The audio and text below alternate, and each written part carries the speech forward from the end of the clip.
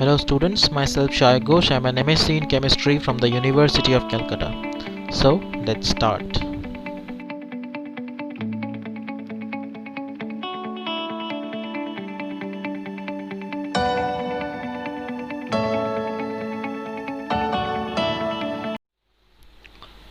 So on the basis of the physical appearance, a matter can be classified into three categories. So what are those three categories? These are solid, liquid and gas. These are solid, liquid and gas. So we have to learn what is solid, what is liquid and what is gas. Okay, so let's proceed. First of all, examples. See, sugar, sand, iron, wood, rock, mineral and ice. These are solids. Water, milk, oil, kerosene, petrol and alcohol. These are liquids. And air, oxygen, hydrogen, carbon dioxide and steam. These are gases. Some examples are given. Okay, so let's see by one. First of all, the properties of solid. So we all know that something like ice, wood, coal, stone, these things are called as solid. Okay, so very common solids. So these things have got the following properties, and these properties are: number one, solids have got a fixed shape and a fixed volume. We all know that. Number two, solids cannot be compressed much. Okay, it can be compressed, but it cannot be compressed much. Number three, solids have high densities. They are heavy. We all know. Number four, solids do not fill their container completely. Okay. Number five, solids do not flow. So now some solids, liquids and gases. Before that, let's see the properties of liquids and gases. First of all, liquids. So water, milk, fruit juice, ink, oil, kerosene, petrol, these are some common liquid. The properties are very simple. See, liquids have a fixed volume, but they have no fixed shape. So liquid, what does they do? They take the shape of the vessel in which they are in.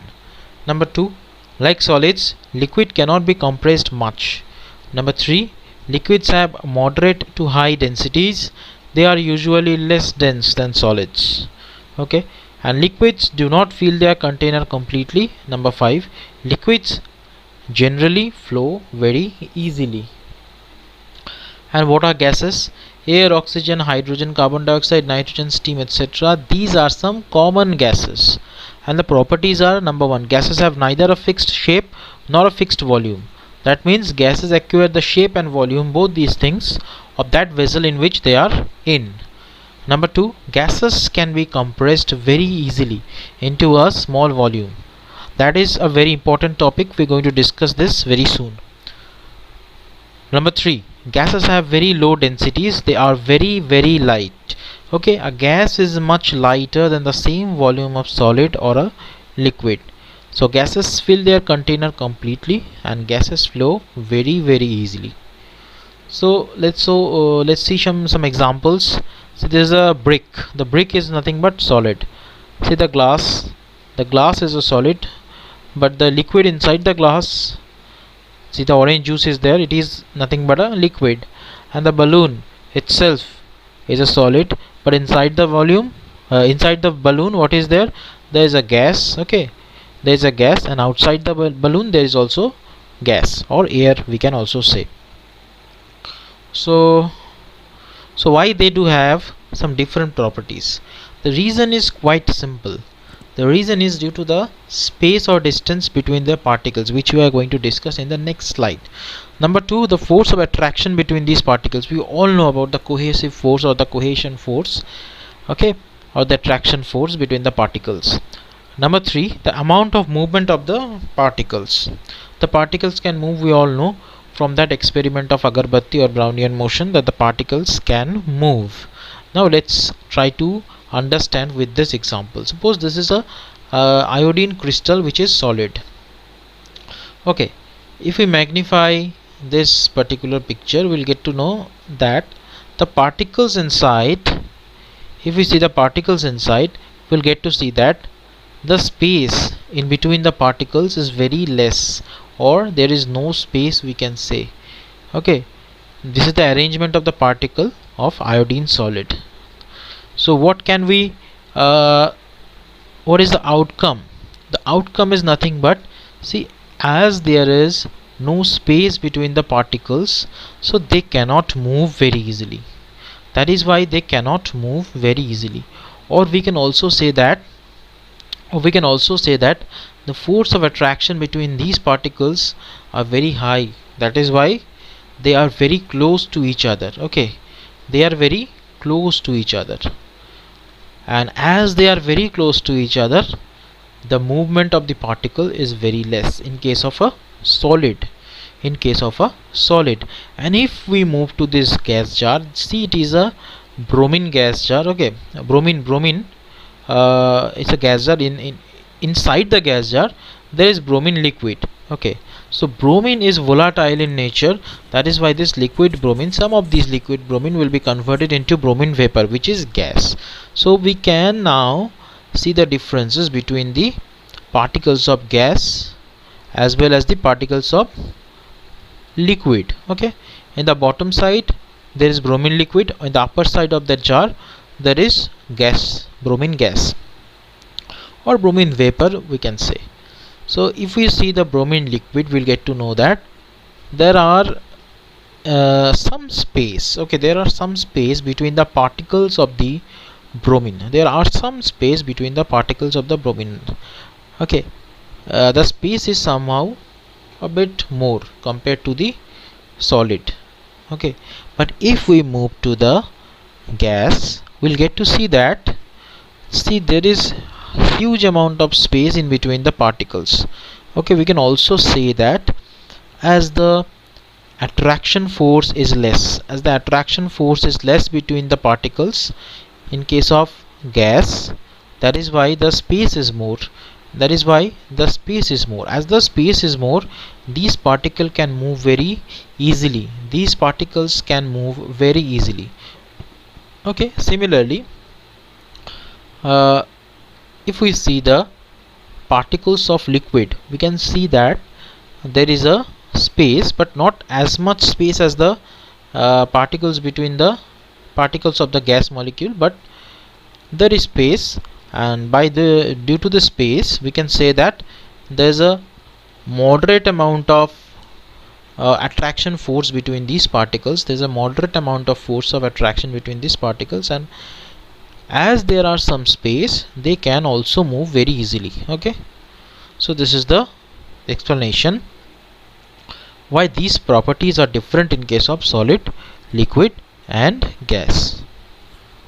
So change of state of matter, it's a very important topic. We can change the physical state of a matter in two ways.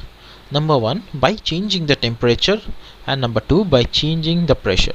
So today we'll try to know how we can change the state of a matter just by changing the temperature. Okay, so let's start. Effect of changing the temperature, solid to liquid, which is called melting. So the process in which a solid substance changes into a liquid on heating is called melting or fusion. So the temperature at which a solid substance melts and changes into a liquid at atmospheric pressure is called melting point of a substance. Here in this case, the word atmospheric pressure is a very important word, or you can call it a key word. So if you miss this word, your marks will be deducted. Okay, so let's see this with the help of a very common example, that is melting of ice into the liquid water. So ice melt at a temperature of 0 degree Celsius, we all know that. Okay, and what is formed? Liquid water is formed. Okay, so during this melting, what happens? Ice changes, okay, and changes into liquid water. Okay, so that is why the melting point of ice will be 0 degree Celsius. Okay, and now one more important thing, the melting point of solid is a measure of force of attraction. So basically we can say that if the melting point is very high, That means the force of attraction is very high between the particles of a particular matter. A very common example is iron metal. Okay, its melting point is 1535 degrees Celsius. That means this much amount of temperature you have to increase. That means you have to apply a huge amount of heat to melt a iron bar. Okay, the reason is that there is a very strong force of attraction between the particles. So we have to give a lot of heat, okay, so that this can be broken. This force of attraction can be broken. So when a solid is heated sufficiently, it changes its physical state and becomes a liquid. This happens as follows. How does this happen? So when a solid substance is heated, the heat energy makes its particles vibrate more vigorously. So at the melting point, a particle of the solid have sufficient kinetic energy to overcome the strong forces of attraction holding them in fixed positions and break to form small group of particles, and the solid melts to form a liquid. So we'll try to understand the entire process. So when a solid substance is heated, what happens? The heat energy makes its particle vibrate more vigorously. Okay, so when we supply the heat, the particles, what happens to the particles? The particles vibrate, and they vibrate more vigorously. What happens at the melting point? At the melting point, what happens if we apply sufficient amount of kinetic energy? Okay, the particle will overcome the strong force of attraction. Okay, that means if you heat the particles to its melting point, okay, the kinetic energy becomes more than the force of attraction. So the force of attraction at that point cannot hold the particles in their positions. That means they will break and they will form small group of particles. Okay, that means there will be some space in between the particles, and that means the solid will be converted into the liquid. The solid will be converted to the liquid. That means a melting occurs. So liquid to gas change, which we call boiling or vaporization. So very simple thing, when water is heated to a temperature of 100 degrees Celsius, is boiled rapidly and it forms a gas which we call steam. Okay, so basically this process in which a liquid substance changes into a gas rapidly on heating is called boiling. Okay, again the definition: the temperature at which a liquid boils and changes rapidly into a gas at an atmospheric pressure. Okay, at 1 atmospheric pressure, again this term atmospheric pressure, is called a boiling point of the liquid. So the temperature, again I am reading, at which a liquid boils and changes rapidly into a gas at atmospheric pressure is called boiling point of the liquid. So you cannot miss this term atmospheric pressure also here. Okay, this is a keyword. If you miss this point or miss this word, your marks will be deducted. Again, gas to liquid, which we call condensation. Okay, the process of changing a gas or vapor into liquid by cooling is called condensation. We convert a solid into gas by applying heat. That means we can convert the gas into a solid, okay, or into a liquid. Okay, for that purpose we have to cool down the temperature. Okay, we have to cool down the particular system. So the process of changing a gas to a liquid by cooling is called condensation. So when a gas is cooled enough by lowering its temperature, then its particles lose so much of kinetic energy, okay, that they slow down. And if they slow down, okay, they move close to each other. That means at that point of time the force of attraction will be much more effective. Okay, that is why they are attracted to each other. Okay, and at that time they will be converted into liquid from the gas. Okay, so this is a reverse phenomena of boiling or vaporization.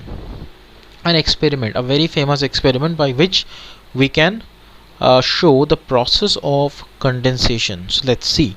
So if we have a kettle on which there is some water, so what we do, we just heat the water with the help of a burner. What happens, the water is converted into steam, and what we do, so this process is called vaporization. Though this process, the process of conversion of water into the vapor, is called the vaporization. Okay, so now what we'll do, we have to show the condensation process. That means, so we have to convert this steam into the corresponding water. So what we do, we have to perform exactly opposite experiment. That means we have to cool down this vapor. So what we have done, we have taken a frying pan in which there is ice. Okay, that means a cold frying pan we have taken.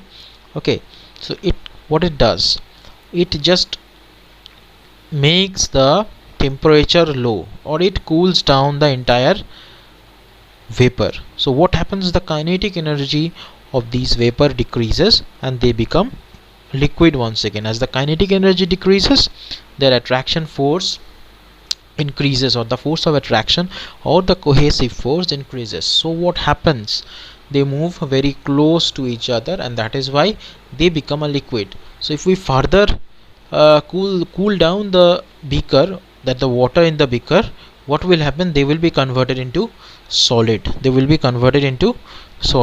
Similarly, now that is what we are going to study, that is liquid to solid change. This particular process is called freezing. So what is freezing? We all know that the process of changing a liquid into a solid by boiling is called freezing. So for example, when water is cooled, it gets converted into a solid called ice. So this is called freezing of water. So freezing means nothing but solidification. The freezing is the nothing but reverse of melting. Now, so from the discussion we can see that what is the outcome. A solid, okay, can be converted into liquid. So if we apply some heat, that means if we increase the temperature, it will be converted into liquid. Similarly, again, if we go forward and we increase the heat a bit more, okay, then what will happen, this liquid will be converted into gas, and this process is called nothing but boiling. Similarly, if the gas is cooled down, that means condensation will take place and we'll get a liquid once again. And again further, if we cool down the liquid, freezing will take place and the liquid will become solid. Okay, so we have discussed how we can change the particular state of a matter by applying heat. Okay, so in the next class we'll get to see what is latent heat, some applications of the latent heat, and as well as how can we change the state of matter by applying pressure. Okay, that's it for today. Thank you for watching my video. So if you like the content, please like, follow, share and subscribe to my YouTube channel. Thank you.